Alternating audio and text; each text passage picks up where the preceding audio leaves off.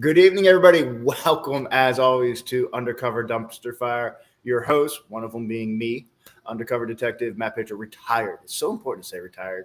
And then the one that everybody seems to like more than me, and for the life of me, I am trying to figure this out. I can't get it. Yeah, well, definitely Michael. That goes above both of us. But also firefighter Willie. I think it's just a firefighter. I just can't. I can't beat. Yeah, fire. you can't take it out of me, man. It's in there. Yep. But also very cool is we have an incredible guest with us tonight, former NYPD detective sergeant. And I'm not going to go into a whole bunch because I'm going to let him go on about it. But not only was he a sergeant or a detective sergeant with NYPD, which is cool in and of itself, one of the largest PDs in the world and definitely the most active. But he also went on from that to go back into a passion of acting, screen acting. He's been in some really cool stuff. Way more stuff than me. So I'm going to let him have it and go at it. Super excited. So, Michael, thank you so much for being on. And, man, just if you would start with your law enforcement career and everything, just go. I just want to hear. So just it's my pleasure. And thank you so much for having me. This is very cool. Nice to meet you. We've been chatting a lot, Matt and I. But I know we go back and forth on Instagram. Never met face to face. That's cool. Yeah. Retired. You're right. It is important to say retired. Remember, retired. Third generation cop. My father was a drug enforcement agent. My grandfather was a detective in the NYPD. And then I wanted to be an actor. And I kind of just threw my family for a loop. Maybe I did it on purpose, trying to go as far away from it as I could. But eventually my molecular chemistry pulled me into that direction. So I entered the NYPD in 1998. And I did 22 years to the day and got out on the same date, 2020. 2020 was a good year to get out of the police department. Yeah, you think? That was good thinking on your part. I'm impressed. Yeah. I always said each passing year I'd seen it all, and that year I'd kind of seen enough. Yeah. So you were. Yeah. Well, I mean, can I ask you, hey, Mike, with that decision not to go in, was there any like pushback from your family? Just, you know what I'm saying? Did anybody not be like, no, why'd you go into acting? They were thrilled. They were thrilled actually that I had no interest in law enforcement. My brother was. By the time he was 21, he was a cop, New York City. And my mother, she always said she does enough Hail Marys at church, so I didn't want to add to that. And on top of it, my father was killed in line of duty. He was shot when I was a kid. So the fact that I wasn't going into that, my family was just fine with that. But and then when I floored them and said, guess what? They were just fine with that as well. Wow, you have a good family, man. I mean, I don't know all of them, but that seems very supportive of you no matter what direction you went. Definitely, awesome. Yeah. Well, you definitely started in at a unique time as well with NYPD, obviously going through a 98 and NYPD Academy. I'm assuming that's probably like 6 months long, same as a lot of the other in-house. Little longer. It was 9 months in the academy, and then we did. God, I forget. It was like a month or 6 weeks of field training. We were sent to a precinct with a field training officer. Yep. So it was. And then when you got assigned to a precinct, you even went into another training unit. So it's not a baptism of fire. It's sort of you dip your toe into the coals. Mm-hmm. Where'd you start at with precinct? I went to Midtown North, Times Square. Okay. Oh, wow. Which was a great precinct to go to. It helped that my father's old partner was the commissioner at the time. So that can't hurt. It can't hurt. I'll say that now. I was very quiet about it back then. Yeah. But Howard Safer, who just passed away, was one of my dad's partners. They were all on the same team. So, I did get a good precinct. And it was...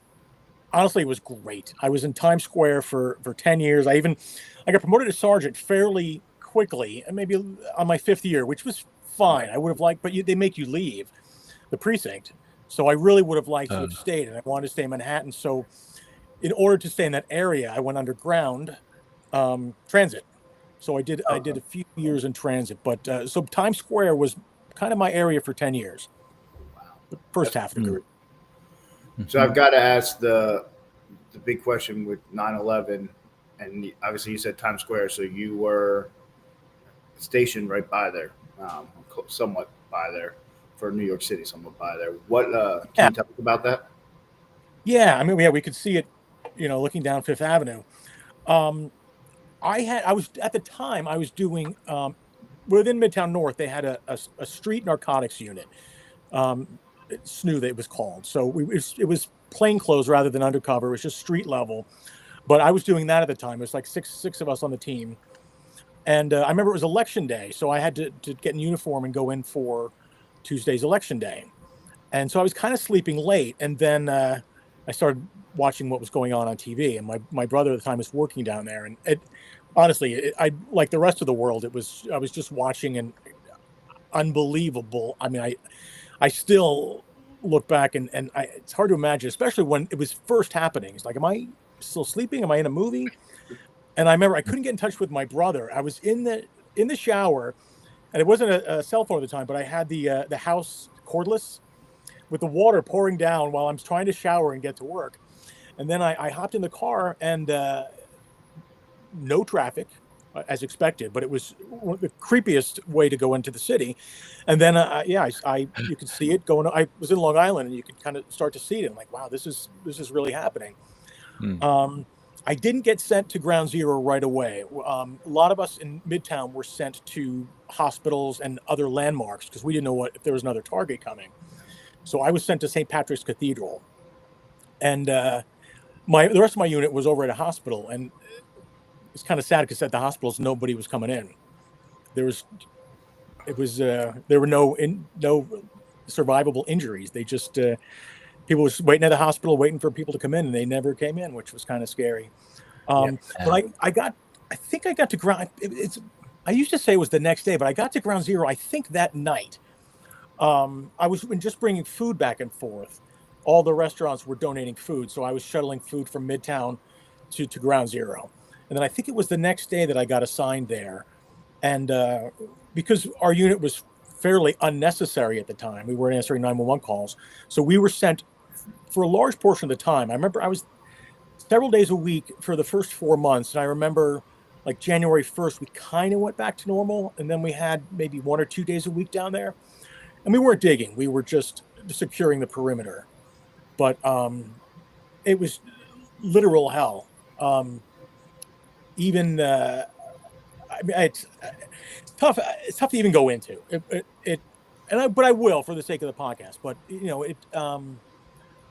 it was one of the things that many people remember was the smell.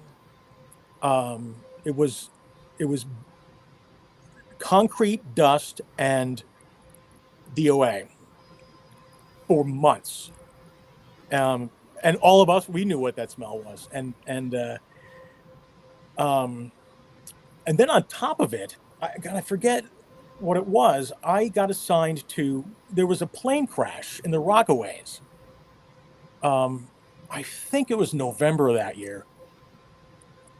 And they were like, yeah, Devine, you got the morgue while the bodies come in.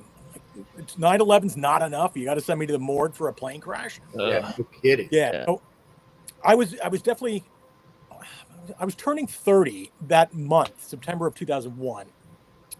So I guess I've done the job maybe 3 years on the street, maybe for like 2.5. Yeah, maybe 3 years or so. But that was the baptism of fire. That was, I mean, it's still hard to even put into words. I don't think that our brains can still process it.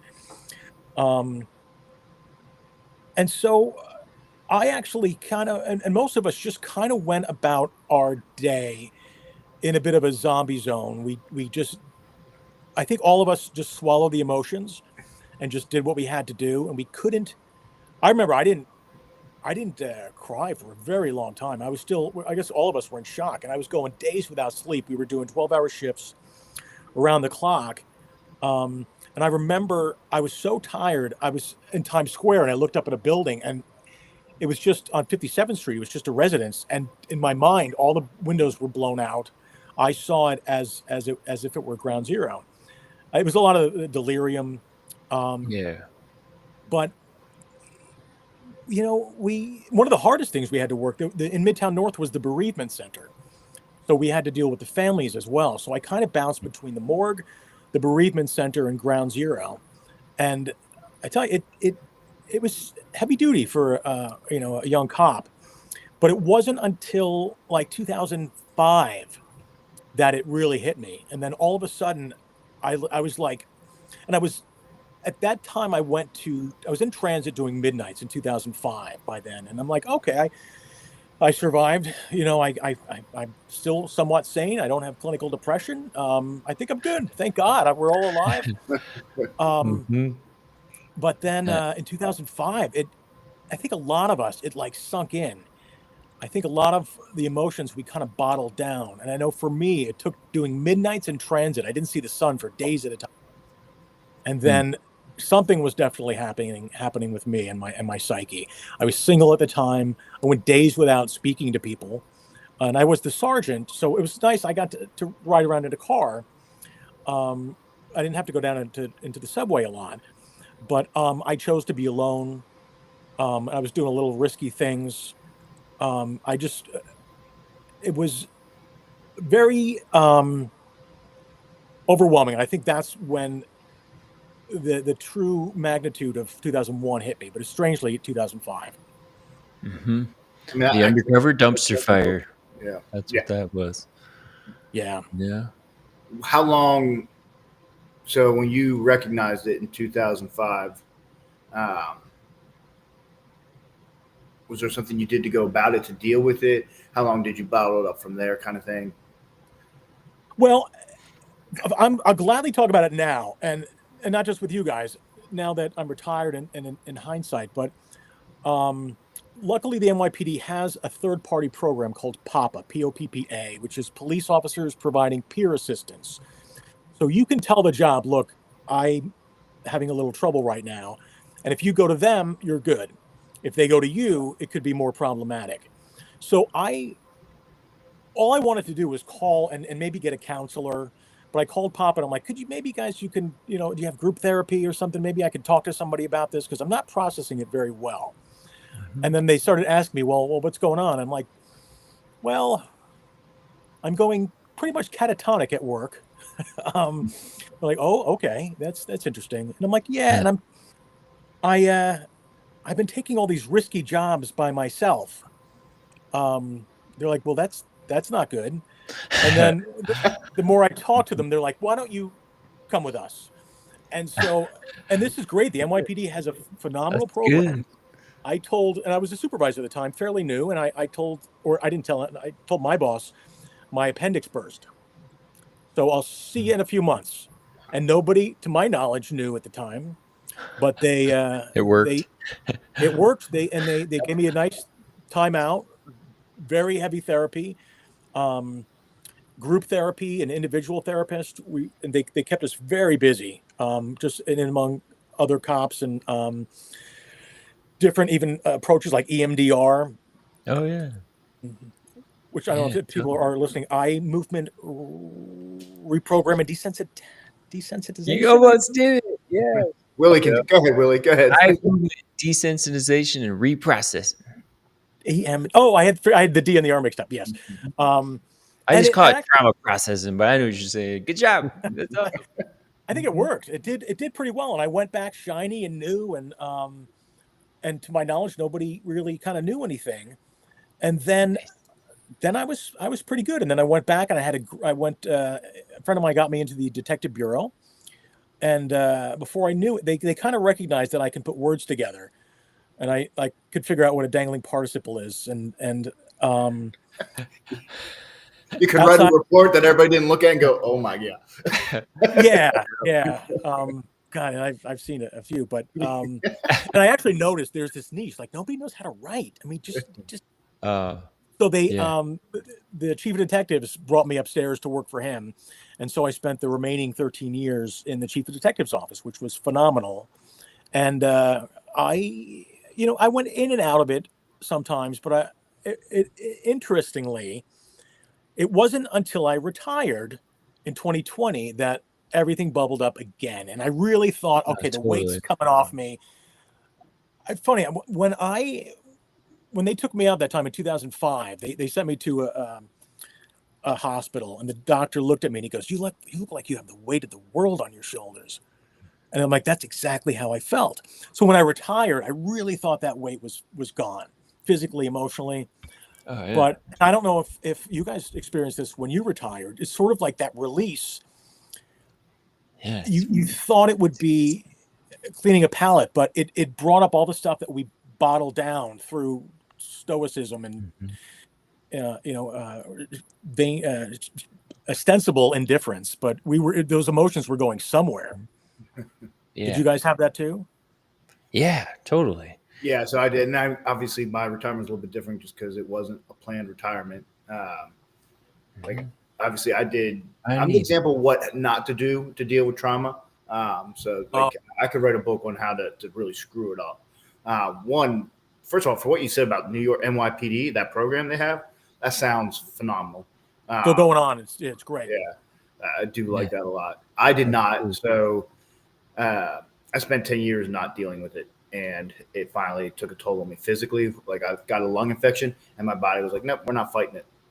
It owns you. Wow. So it wasn't until I dealt with the mental health then that I was actually able to fix it. But it came a little bit close to costing me my life on that one. So yeah, so that's how you don't do it. Don't just bottle it up. But like you said, though, I will say when once I was forced out on top of that, then yes, a lot of the memories come back. It seems like even more all of a sudden. I don't know if it's because of not being in the job and wanting to be I have no idea, but yeah, there was definitely a lot going on. More. Yeah. I mean, I was fine until I did a interview and it was like a real life story thing on TV. And it's like a YouTube or Facebook. I don't remember. I got paid to do it. So I was like, all right, I'm getting paid. And then they wanted me to tell firefighter stories. And then I was crying like a freaking baby in there. And then I was like, bah, about it for a while. Right. Because then I realized like, man, I've lived like all these years of just kind of like trying to heal. And I'm doing it on my own. I don't have a guide, This is just kind of, it's like everyone's story, right? You don't really know what to do. And you just start trying stuff, and then this random opportunity, maybe not random, came by and was like, hey, tell your story on TV. And then I'm like, oh, I've been carrying a lot more than I thought I was. And now here we're doing a podcast like a year later. So it's like, this is all a journey, And it's great that we can be so open about it. Because back then I'm still in the job, but I was embarrassed to tell anyone. There's a few people now. Remember I said when my appendix burst? Yeah. No, but it is the more we bring another it to one light. burst. Yeah. There's a reason I don't have a scar. I didn't even know what that was. I just knew that it was bad and you'd be out for 3 months or whatever. But yeah, the more we talk about it, the more I guess the more acceptable and we all tell our story. Somebody's there going, "Oh wow, that's me right now," or "That was me." Yeah. It's not so strange. You hit the nail on the head right there. That is, that's what Undercover Dumpster Fire is all about. Yeah. It's all the time, man. I got 27 new referrals from just one VA in Dallas on Friday. Sorry, I'm in a way I'm glad, but I'm also sorry to hear that. Yeah, but it's like, that's just one VA and I'm one guy and I already have a lot of clients. So it's like, all right, how many do I need to do in one day? And whoa, there's so much to do, like to help this world. But I still only do what I can every day. You know what I'm saying? You just wake up and do what you can. And then it's just like first responder work. You do that. But now it's just in a different role. Maybe you guys still do those. Do you still do those kind of things? Do you like help the neighbors? Do you, like some kid? I know Matt does. It depends. And I'm at a very weird time right now. Sure. I mean, if someone asks me for help, absolutely. But I've in retirement, I've become very antisocial. And I think it's a lot of it has to do with everything that's kind of come up since I retired. Working in New York City is overwhelming. And I was never one for crowds and people.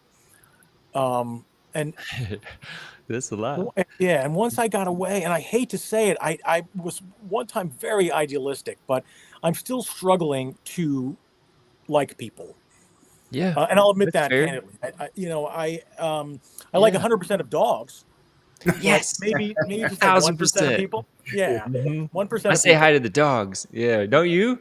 You say hi to the Oh, dog, and there's a person there too. yeah, them too. But no, but But I'm I'm just not. here for the dog. Yeah, but if my neighbor asked for help, or if I saw somebody slip on a banana peel, I would absolutely help them up. Mm-hmm. 100%. And I wish that cop I would leave me, because it's problematic, and I'm fine. I God, I can't even go like to a restaurant or a gym without Yeah, scanning everybody in the place. I And I know. hate that. It's exhausting. Yeah, Um, and then I noticed, like, I still, you get it in your head, like you're looking for problems. So I'm yeah. in a beautiful restaurant, but that guy's on a speakerphone at his table over there, and this Ah, guy's talking too loud. yep. And then I'm watching the door because someone might come in and kill us all. And Oh, that is exhausting. It really yeah. is. It's one of the reasons it's probably not good in retirement. I mean, I have the acting job, Hmm. but it's very, it leaves a lot of free time. So Yeah. I like read books, play guitar, take the kids to school. There you go. Uh, so yeah, but Yeah. yeah, I'm not proud of it, and I'm working through that.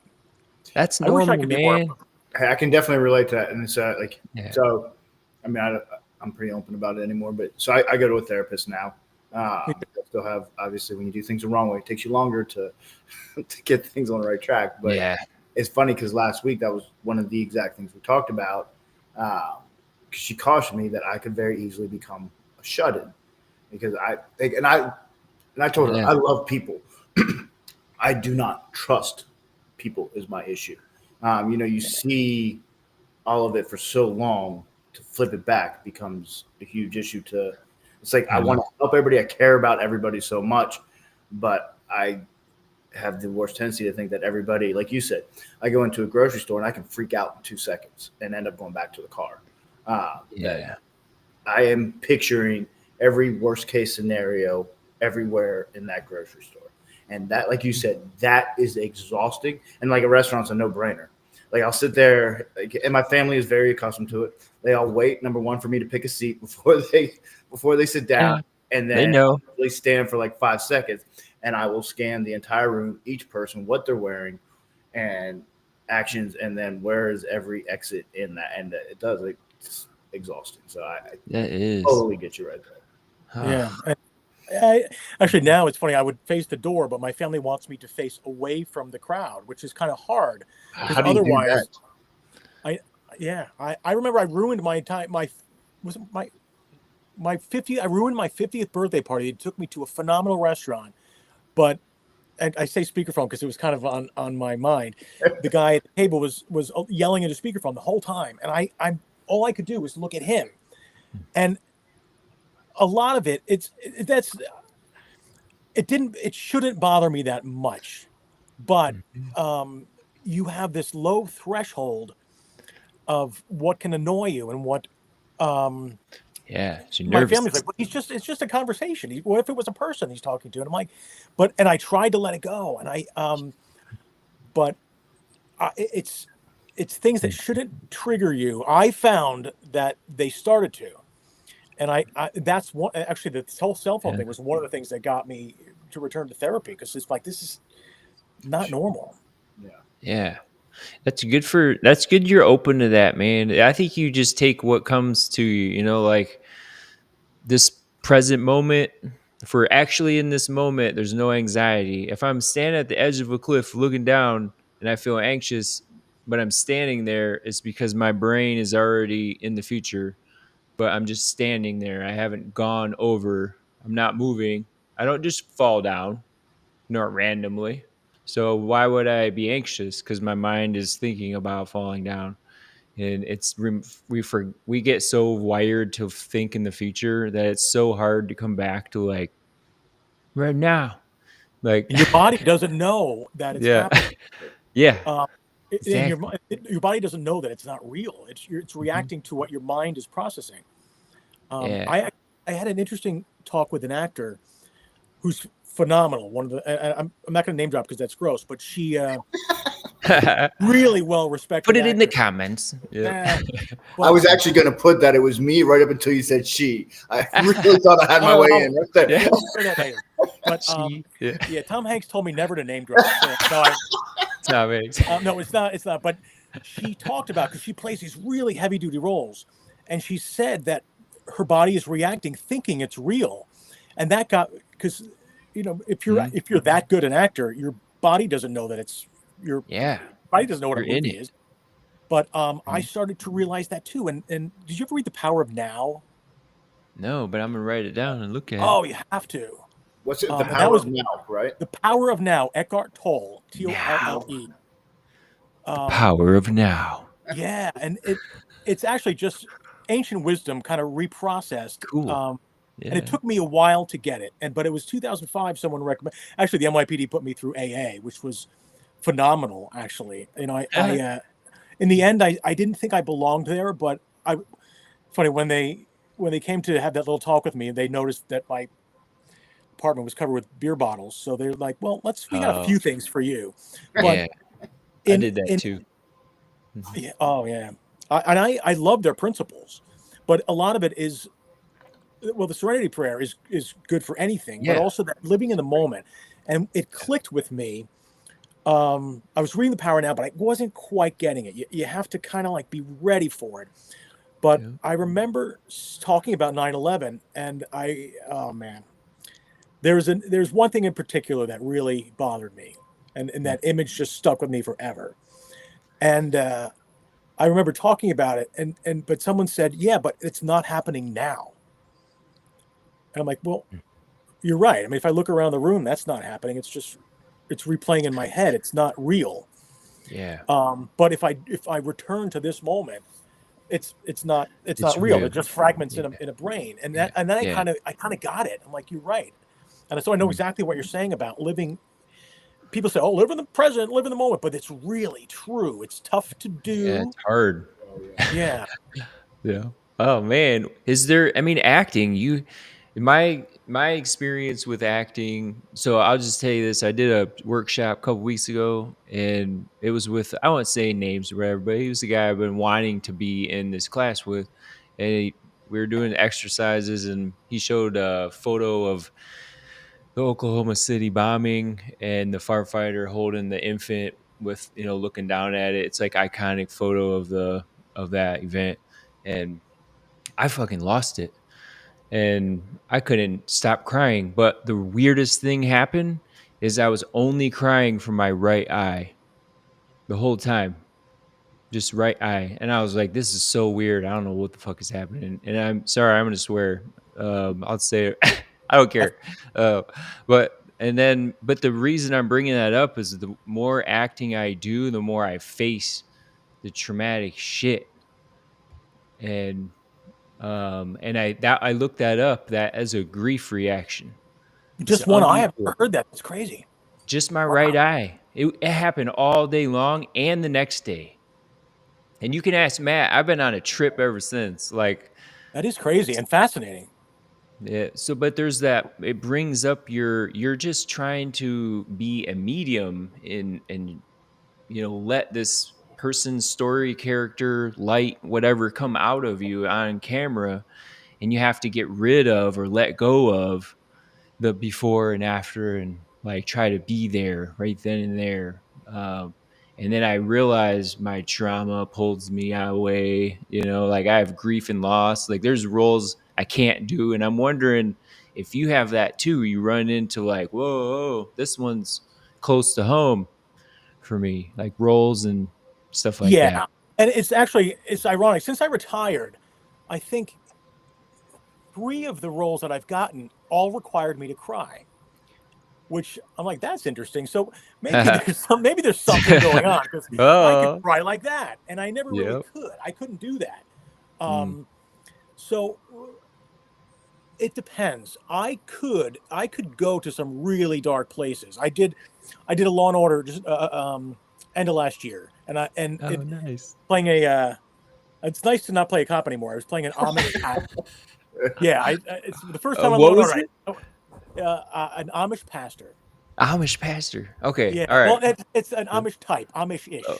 I'm They didn't want to go out and say Amish. Amish, but So just in he the makes script, some stuff, but he's also like, I don't know, eating like communion. I don't know. well, Yeah. well, they had me, of course, repairing the house and things like that. But my son was on trial for murder, and he may or may not have done it. But well, this kind of gives the ending away. But in the script, it says the pastor weeps at the end, and Oh, so yeah. I could have gone a number of places to get there, Mhm. but I didn't. I really didn't want to go to the heavy stuff. Yeah. Um, and it's funny. I thought I could still talk about 9/11, and I mean, obviously I am right now, but Yeah. God, 60 Minutes did this. God, it was some of this innocuous story I thought about. I think that they're still identifying bodies, and I'm like, okay, this is fine. It's interesting. But did they have to show the Mm. first plane hitting, the second plane hitting, the The towers whole falling? thing. And Yeah. I thought I can still deal with that. I could not even speak. I was telling my family I couldn't even say the words "turn it off."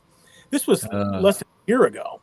yeah. Um, so if I wanted to cry for Law and Order, I could have gone right there. But instead, Yeah. I took my phone out and looked at very needy dogs and puppies and cats on Instagram. I Yeah. took the saddest puppy stories I could find, Oh, and I kept my yeah. phone down, and That's great. I would look at the sad little puppies. I found some really sad stuff, but um, Yeah. you can you and it also is there's a big lesson in that. Mhm. Your your body is reacting to what your mind is telling it. So Mhm. if you want to cry, just feed that stuff. You want to go the opposite end of the spectrum. You want to be healthy and repair some of that. Yeah. Your mind will go there as well. Yeah, exactly.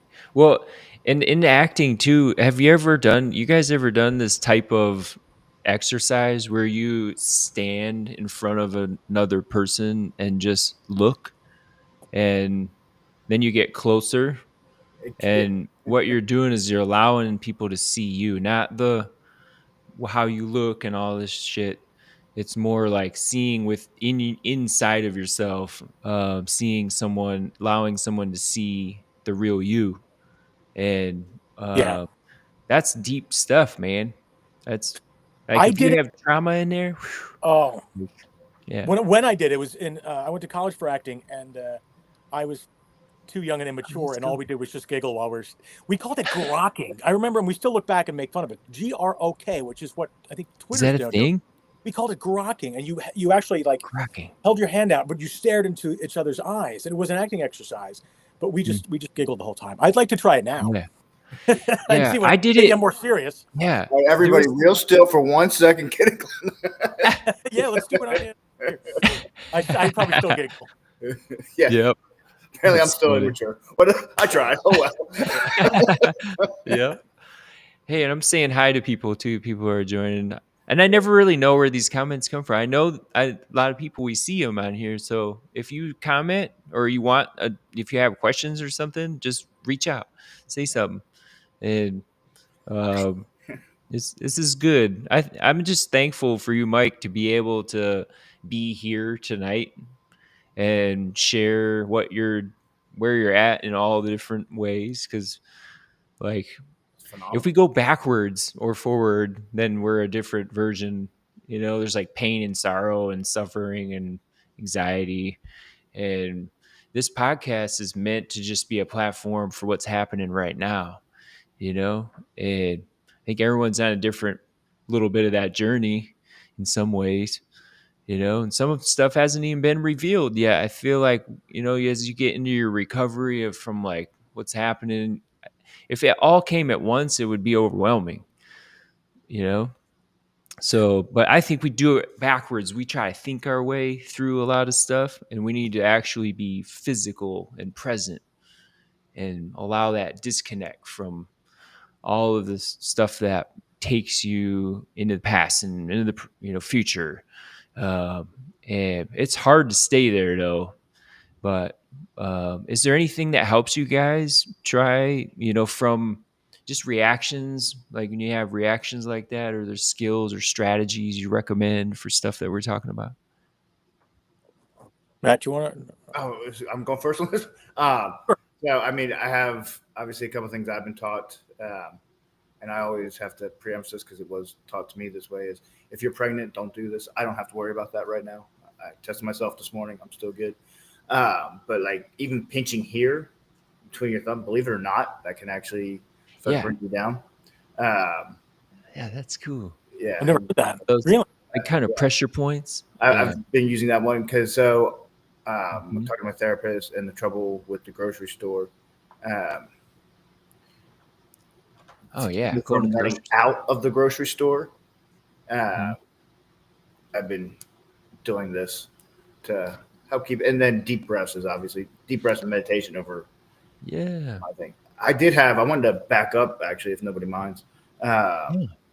I'm you brought up something that I think about 9/11, all this stuff, and I don't know why I didn't think about this end. I can't imagine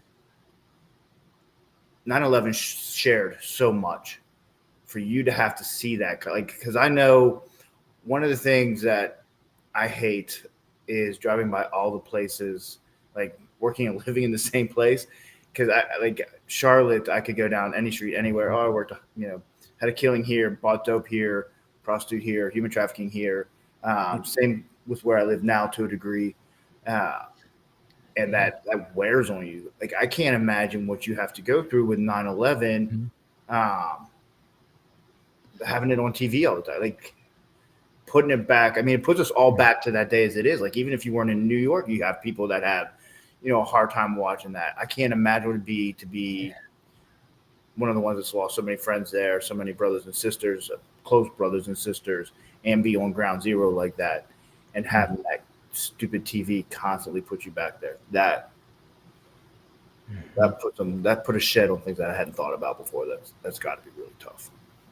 It's a good way to gauge where you are with it. And I really thought I was ready to. I've been desensitized to it, but you learn that you're not. So and I Mhm. go in and out of it. Like there were years where I choose not even. I don't. I tell my family I don't want to talk about the anniversary. I don't want to watch. Just turn the TV off the entire day. And then I'm thinking, we made a pledge to never forget. By I turning off know. the TV, is that honoring my pledge to never forget? So Yeah. it can be tricky, but you go as much as your heart and mind can take you. Yeah. That's a good way to put it. Yeah, it's a good take your temperature. I always use like firefighter terms, and I have to throw one out there right now. So, because there's two cops down here, and I'm outnumbered again. But is you do a 360, you do a size up when you show up to a fire, and this is very elementary way of saying it. But when you show up to a structure, you're supposed to go all the way around it and figure it out. Is this a walkout place? Is this got a bit dumpsters in the back? What's happening? All the way around. And we have to do that for ourselves every now and then. Size it up. How are we? And how do you even know what that? I have ways that I do it. Like I took a cold shower for like 30 seconds today, and I was like, all right, I'm like I'm in I'm the back present. to I'm present Good. now. Like I was starting to get all like, "Rah," and then I thought about it. I was like, actually, I walked like 5 miles and it's hot. It's 95 degrees. I should be hot, and then when I cooled off, and I was like, man, there's something to that. Like maybe I'm just walking around with a hot core temperature, and my nervous system is all hijacked, and I'm catching it now though. Or you And can say it brings you, whether you want it or not, it brings you immediately to the present. yeah, exactly. I come back to like, okay, all right. Yeah. That makes Yeah, I perfect. could breathe again, like I don't know. I've had anxiety my whole life and depression, so that wasn't something just fire related, but and then there's relationship stuff too that all this happens. People's relationships get all messed up because you can't talk about it. And what do you guys do with that? Your turn, Michael. Um, What when you can't talk about it? How do you? What happens? You know? Well, you can't. Well, I actually funny. I was just, and this God, we're really going to dark places. But I was trying to make a God, what the things we do. Talk about relationships. I'm trying to think of the number of cops I know who've killed themselves over relationships. Way Yeah. too many. It's crazy. Going back to my academy instructor. But I don't want to go too dark. But you guys were talking about Yeah. the things that brings you It's to the real. present. I Mhm. think what's one of the things which is good is happening right now, because I was not aware. I didn't expect that when I retire, the emotions would come up. And Mm. I remember, and I'm kind of not on social media at the time, but I was at a family resort with my family, and everyone's at the pool. There's a beautiful lake right there, and I'm in the room with the curtains drawn. Ah, And I'm like, this is yeah. how I deal with it. But what I did was I went to a police support group and I said, does anybody ever, am I the only one that does this? What's wrong with me? And Mhm. they're like, we get it. We understand it. Um, Yeah. and That's it, good. and then it makes you feel a little more Yeah. normal. And I also have that thing where and it's not that I only trust cops. I don't, but I know that and firemen, it's the same thing. But That's right. they'll understand better what I'm going through. Oh yeah. Totally. Can we 100%. go back and edit that part though, where you said you trust firemen? We can't. No. That can't. We're gonna I highlight that. I'm couldn't gonna not. clip it out. Yeah. We're gonna plaster that one. Yeah. You trust fire? You But know? no, I totally get what like. Yeah, that's a. Mhm.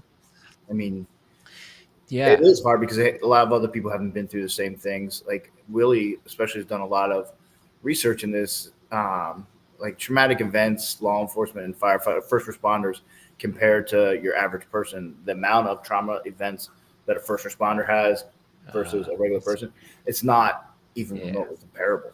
Uh, Yeah. so to find like you said, how do you explain to somebody the smell of a 10-day, right? Or has been baking in the sun, that kind of thing, and that the taste you get in your mouth just from smelling that normal person doesn't Yeah. understand. Yeah. Well, I could tell you what I just did or doing because that's what's happening right now. Actually, not exactly right now because I'm talking to you guys right now. But when Stay I was present. talking to my wife a little while ago today, um, we were talking about a little trigger word that she can say. Because this happens with acting too. You know, you get stacked up like 5, 6 auditions, which I'm taking a break from every day. That's a rat race, but I do get booked, so it works. However, Good for my you. anxiety will get like crazy, and so she says, "Get your dragon slippers," and what that is a trigger for me to get present, to get back to like breathe, Nice. She gets like, and yeah, and she has her own. We made one for her too. She has her own. I won't say what it is because it's like it's an intimate It's discussion. private. I understand. It's I private. do have to ask, do you actually have dragon slippers though? Like, part of me is really curious about this. I'm sorry, I You know that do? you do. I Yeah. knew it. I knew it. So, what I mean, really, what it means is like, hey, come back to your breath. Do something physical. Like sometimes I'll jog. I'll do anything bilateral. This is back to the EMDR stuff. It's bilateral stimulation. Left, right, just like your eyes do when you're scanning, looking for shit. And then you do it like this, like when you're really looking for everything.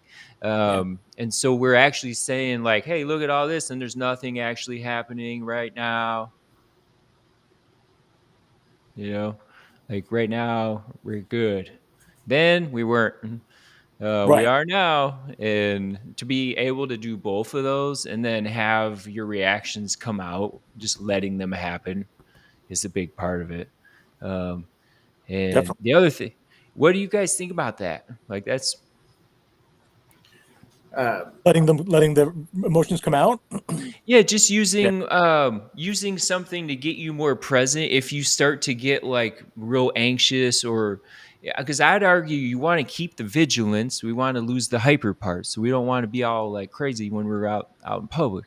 And so then what you'd want to do then is have somebody, if it's Matt, that's easy. He's a cop. I know if he starts looking all crazy, then I have reason to believe that some shit's happening right now behind me. But if he's looking calm and collect in front of me and I can watch him, I can just watch him. Because if he's, gonna be all like, oh, like look, I'm gonna start looking around like, hey, what's going on back there? But my wife knows that, and she will look around for me. And I Oh, practice having her look around, and I look at her, and then I practice having a drink, and then noticing how cold it is or whatever it is. Try not to have alcohol. That's the other thing. But having something that is good, grounding, sight, smell, taste, touch, get kind of present, you hmm know. Even like sometimes I'll shake my hands and my feet just to get blood in my hands, because the stress response will constrict your fingers and your toes, and everything pulls here, getting you right, ready to run and do all that. And animals would, I tell this to Matt too, but animals, after they get chased, they live like this all the time. Animals do. Think about it. It sounds stupid, but also I think you'll follow me. Animals are always outside, and they don't have anywhere to go usually. right, And they aren't usually all stressed out. They're just aware. And then some of them are more aware and more smart. But right. I feel like we forget we can also be like that. We can be aware and we can be present. And there's certain things that come up though that make it hard and get all blocked up. And I feel like it's grief and loss, and that's the biggest one, I think. So I made it a friend. I'm like, hey, you know, here you are. Okay, hi. Like, it's not a bad thing that you're here. I'll feel all the things, and just remember your emotions will only last about 90 seconds. So if you don't feed it and you don't add to the past and recall more of it, or start thinking about it, or get your phone out, start looking at it, or then it's hours and days and weeks and years, But like if you can even just let it be there and show up, you greet it and you interact, and then you say bye, and you go about your day. It's just people you care, and people are gone, and that hurts, and you say hello, and then you say goodbye, and you'll see them later. And I think you get used to that, uh, and that's how you let some of those feelings out when it's time, you know. There's Uh, got to be a sweet spot, because if you don't process them, you end up processing the day you retire, and it all comes up, or whenever. there you You go. That time, no matter what. Yeah, exactly. And then Yeah. overload. What do you say to the guys like that? I mean, we're all three saying the same. What do we say about, hey, you just retired, or your shift is over, you're moving on, like now you're going to have these things happening. What do you recommend I for would you just say guys? now is the time to do what you love. I have these Yeah. guys saying, "Oh, I just took this job doing security." I'm like, no, no, just do what you love. Get Hmm. Take the painting lessons, Hmm. take the guitar lessons, go learn how Yeah. to kickbox. Yeah. And it's There you funny, all go. those things force you to be in the present. Um, Mm. and also, when you retire, maybe the clock is ticking a bit. Maybe now's the time to do what you really want to do. And I don't know. We just learned that life is so Yeah. fleeting. But it also, I just find it very healthy. Yeah. Yeah, Yeah. you definitely got it. And and it's funny, having three actors on here. That was one of the things for me. Um, Obviously, Mhm. when I getting to mental health, and then like I did acting before I went into law enforcement, had a passion for it. Like I always enjoyed just creating these other characters and being like, it's always been a huge thing for me.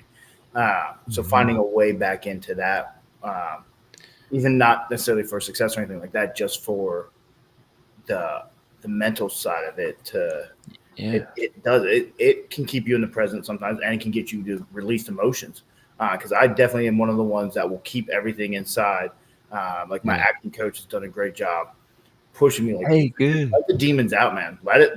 Like my Yeah. last, like I did a monologue in front of a group, and again in front of people. Obviously, my worst nightmare. Um, put on that, letting the demons out. Like that's been a huge thing. And also, I'm going to do something real quick. You talk about what keeps you in the present sometimes. Right? Hey, see, They're there the you best. go. I got a little one running somewhere, but not here. Yeah. Hey, and on that note, though, one of the things, because we all just did it, dog came in, everyone's like, ah, and that happens. So having animals around, I think, is really helpful, or just even watching them. Like, I don't have dogs and stuff, but I talked about dogs every day with people because I approve emotional support animals and psychiatric service dogs, and I help coach them to coach the dog how to do tasks and be obedient and stuff. And that could be a path for a lot of people and a lot of cops. Because then remember, just like how I look at my wife out in public, guess who you're looking at? Exactly. That's what I was going to say. Like with the Yeah. presence between petting her can really, hold on real quick. John Rambo, love you, brother. Thank you. But between petting her and then also what you just said, when we go on walks, we all know if we have a dog, the dog is on high alert, right? The dog notices everything way before I do, and I can focus more on her. Yeah. And so, yeah, That's super cool. Yeah. People are The using dog is dogs not. all over. Yeah. The What's dog's not that? thinking about the dog's not thinking about. I got bills to pay tomorrow, and so and so Right. died 2 years ago, and they're right there in the present. My brother, when he retired from law enforcement, he became a dog trainer, and now he volunteers and he takes his phenomenal emotional support dog, not for him, but he brings the dog to special needs kids Oh, and veterans nice. It's like a homes. Yeah, therapy and dog. that's Yeah. how he picked it for. Yeah, it's phenomenal. That's cool. Yeah, I Yeah. used to always have. So I put together these peer support teams and stuff, kind of all over the country. But we always would have a therapy dog, or two, or as many as we could get. But usually, you can only get one, maybe. We're just somebody who had a gentle natured dog, and they passed the public access test, which is really easy to do if your dog is kind of halfway decent. Passes Yeah. with an 80% score, and you could, like doesn't have to be perfect dog. But but yeah, I mean, it just does bring you back to like here and now, and people's dogs, can be trained to like lick their tears or give them a hug, wake them up in the middle of night terrors, uh, retrieve medication. I know most people aren't going to be like, go get medication, Luna, or whatever. That's usually the dog name too, by the way. There's like a million Lunas out there. Can we please have another name of a dog? But these are inside little jokes because I probably have approved like, I mean, there's cats too that are Luna. So there's like Luna cats and dogs. So there's probably, honestly, probably like 1,500 of them that I've, the name and I'm Luna. not joking. Yeah, Luna. It's like, it's the thing. It's really a thing. So we have a massive amount. Uh-oh. Did we lose Willie? Willie. I Like, guess we Luna, did. Oh, there we one would Oh, come. we lost you for a second, Willie. Okay, hey, that's all right. Somebody does But hey, not like you saying bad things about Luna, so you're going to stop. about Luna. Yeah. But just think about things that bring you into the present moment when you forget about time and you just blip out and you're like, I forgot how I got here, And those are the things, they're little windows into you. Yeah. And, do you guys have those? Any point in your day or your week or month? I found TM, Transcendental Meditation. I don't know if you've heard of that at all. Cool. Yeah. I found that is to be huge, and I know they will teach it. My brother, I recommend it to my brother. Now he's come visit my meditation room. I'm like, God, who are you? A meditation room? I love it. don't That's have awesome. that. But yeah, it's 20 minutes twice a day, and the goal is actually, I'm sorry, there is no goal. If you have a goal, then you're thinking about something. But it's a fairly deep. But I found that really helps me, especially when I just need to calm See? down. 20 minutes twice a day. 20 minutes twice a day. That's Yeah. cool.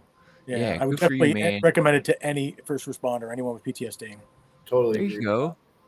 Yeah. Hey, I got one of these. I'm not doing a promo because they didn't pay me. They paid me to create a video, but I'm not going to give them a whole commercial here. But there's little devices like this that are like breathing ones, and so it pairs to your phone, and all it does is it measures your output.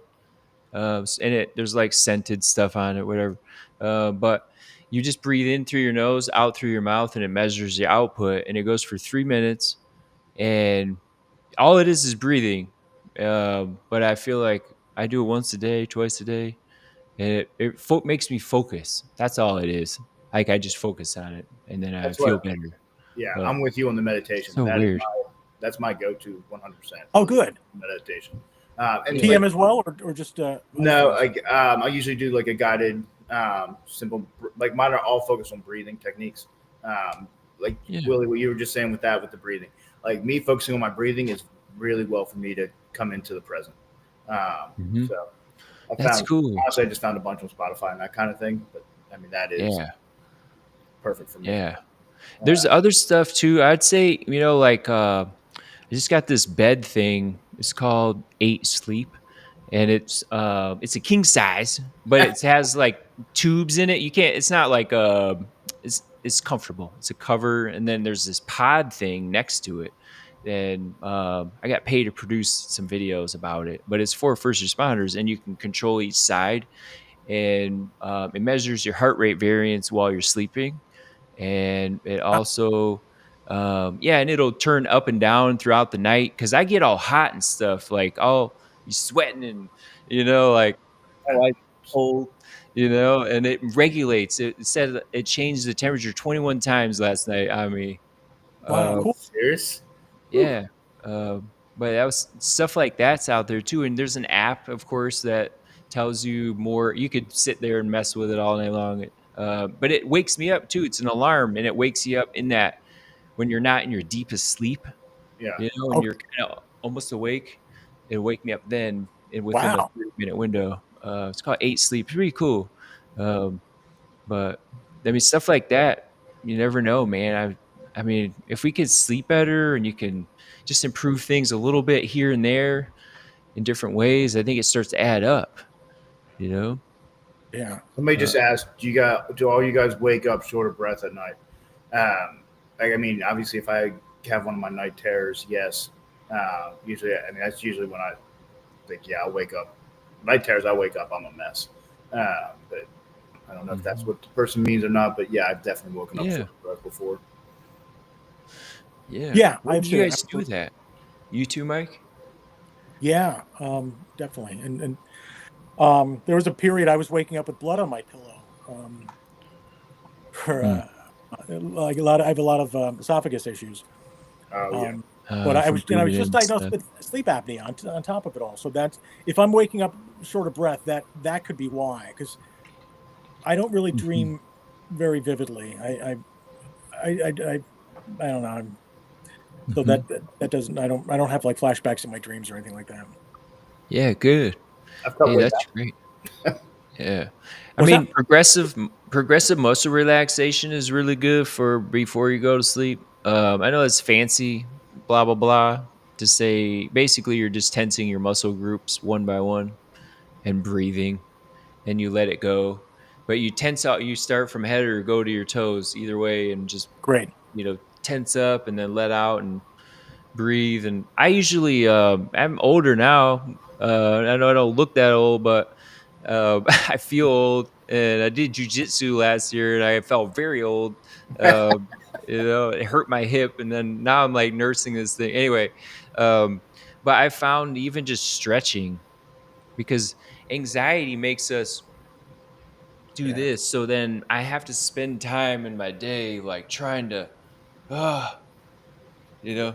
like undo what anxiety has done to me. Just being aware of it is half the battle. 100%. Like I do, I mean, at very beginner level, because it's that bad, but I do like yoga, getting into Tai Chi now, just for very, very beginner. Great. Just for that, but like you can just, cool. build and just try to check it out. And you feel like you're doing something positive. It's something proactive. It's something tangible, and you in AA they used to say, act your way into right thinking. So, there you go. My mind's not here. Let me fake it, and my mind will follow. And I find that to be very true. Yeah, that's cool. Well, I have to say a little plug, Mike, because me and Matt we're in pre-production public safety department. I won't give out all the details, but we're creating a TV show, and we're gonna I'm looking for my resume. So we You're should already remember. hired. You're in. You're good. Yep, and yeah, we're gonna use real stuff that we've been through, but also comedy, because that's the thread that holds all of us together. And but just kind of know that's like it would be cool to meet with you and just have you involved with that. Absolutely, anytime. It'd be fun. So I hate to do this, people, but we're at the time limit where I cut everybody off. Here we go. Mike, I'm gonna have to have you on again sometime because this was incredible. Anytime. This was just such a honest and genuine conversation across the board. I absolutely love it, and I can tell you just from the comments that this helped some people tonight. There are some comments on Instagram too that you all can't see, but I saw on my side. So I could tell you that this was incredible. Thank you. Thank you for being so incredibly open and honest. It means a lot. Everybody, have a terrific night. Again, Michael, thank you so much. Willie, still sorry you're a firefighter. Love you all so much. And on that note, we'll just say ashes to action, baby.